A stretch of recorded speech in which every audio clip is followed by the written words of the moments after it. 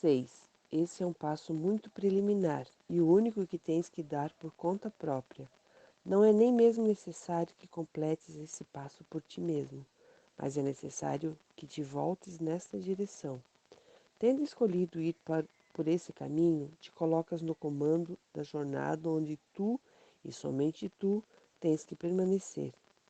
Esse passo pode aparentar exacerbar o conflito ao invés de resolvê-lo, porque é o passo inicial para reverter a tua percepção e virá-la de cabeça para baixo, para cima. Isso entra em conflito com a percepção invertida que ainda não abandonaste, ou não teria sido necessária a mudança de direção. Algumas pessoas permanecem nesse ponto durante um longo tempo, experimentando o conflito muito agudo a essa altura. Podem tentar aceitar o conflito em vez de dar o próximo passo para sua resolução. Tendo dado o primeiro passo, porém, serão ajudadas. Uma vez tendo escolhido o que não podem completar sozinhas, não estão mais sozinhas. B. Para ter paz, ensina a paz para aprendê-la. 1. Todas as pessoas que acreditam na separação têm o medo básico da retaliação e abandono. Acreditam em ataque e rejeição, de modo que é isso que percebem, ensinam e aprendem. Essas ideias insanas são claramente o resultado da dissociação e da projeção.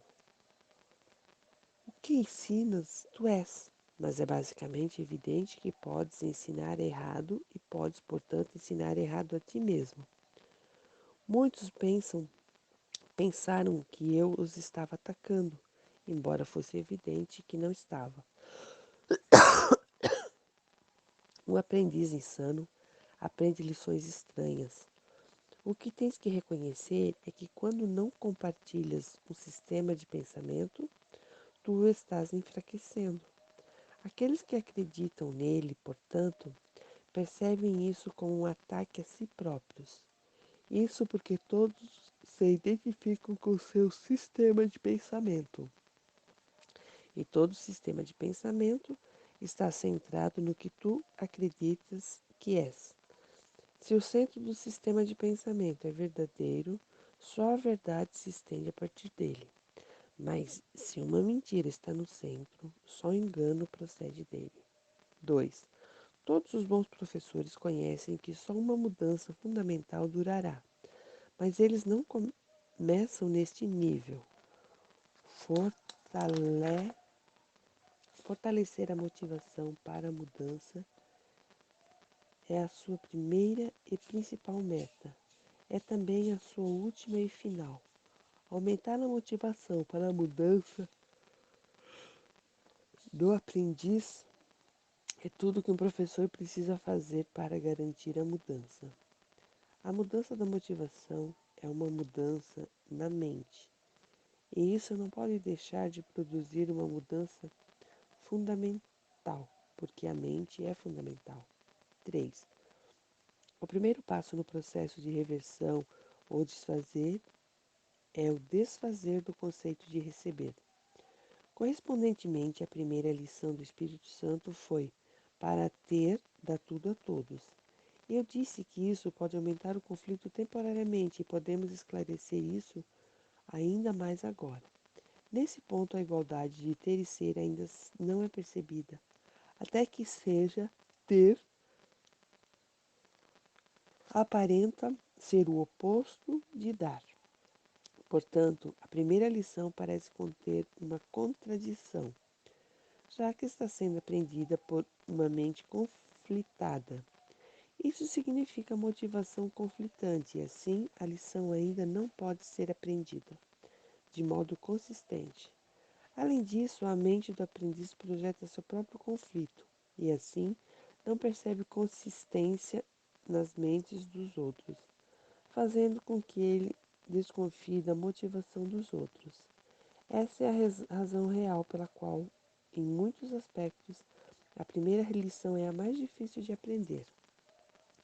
Ainda ciente do ego em ti mesmo, de modo muito forte e respondendo de maneira primária ao ego nos outros, está sendo ensinado a reagir a ambos como se o que acreditas não fosse verdadeiro. 4. O ego, como sempre, de cabeça para baixo, percebe a primeira lição como insana. De fato, essa é a única alternativa, já que a outra possibilidade, que seria muito menos aceitável para ele, seria a de que, obviamente, ele é insano. O julgamento do ego aqui, como sempre, é predeterminado pelo que ele é. A mudança fundamental ainda ocorre com a mudança da mente naquele que pensa, enquanto isso, a crescente clareza da voz do Espírito Santo faz com que seja impossível para o aprendiz não escutar. Durante algum tempo, então, ele está recebendo mensagens conflitantes e aceita ambas. 5. A saída do conflito entre dois sistemas de pensamento que se opõem está claramente em escolher um e abandonar o outro. Se tu te identificas com o teu sistema de pensamento e não podes escapar disso, e se aceitas dois sistemas de pensamento que estão em completo desacordo, é impossível ter a mente em paz.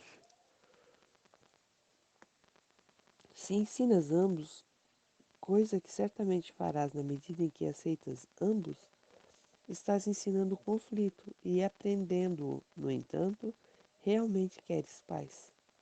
Não terias apelado para a voz pela paz, para te ajudar. A sua lição não é insana, o conflito sim. 6. Não pode haver conflito entre sanidade e insanidade. Só uma é verdadeira e, portanto, só uma é real. O ego tenta persuadir-te de que depende de ti decidir qual a voz é verdadeira, mas o Espírito Santo te ensina que a verdade foi criada por Deus e a tua decisão não pode mudá-la. À medida que começas a reconhecer o sereno poder da voz do Espírito Santo, a sua perfeita consciência com certeza despontará na tua mente que tu estás tentando desfazer uma decisão que foi irrevogavelmente tomada por ti. É por isso que eu sugeri antes que lembres de permitir que o Espírito Santo decida a favor de Deus por ti. 7. Não te é solicitado que tomes decisões insanas, embora possas pensar que sim. Todavia, acreditar que depende de ti decidir o que as criações de Deus não pode deixar de ser insano. O Espírito Santo percebe o conflito exatamente como é. Portanto, sua segunda lição é: para ter paz, ensina a paz para aprendê-la.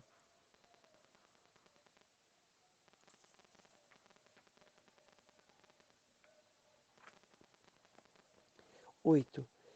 Esse ainda é um passo preliminar, já que ter e ser ainda não estão equiparados. No entanto, é mais avançado do que o primeiro passo, que é realmente apenas o começo da reversão do pensamento. O segundo passo é uma afirmação positiva do que queres.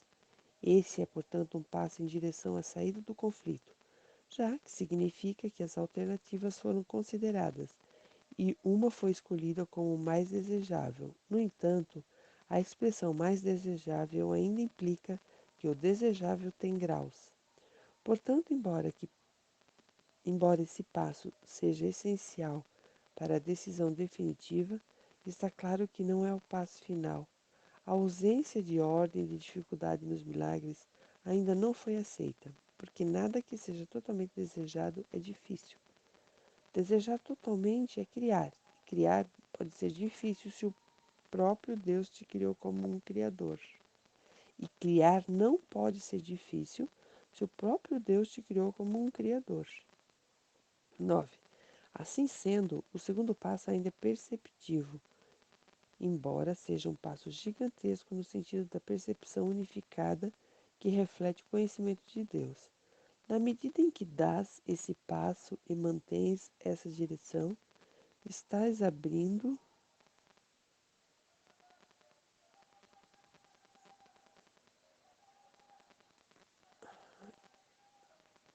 caminho em direção ao centro do seu sistema de pensamento, onde a mudança fundamental vai ocorrer.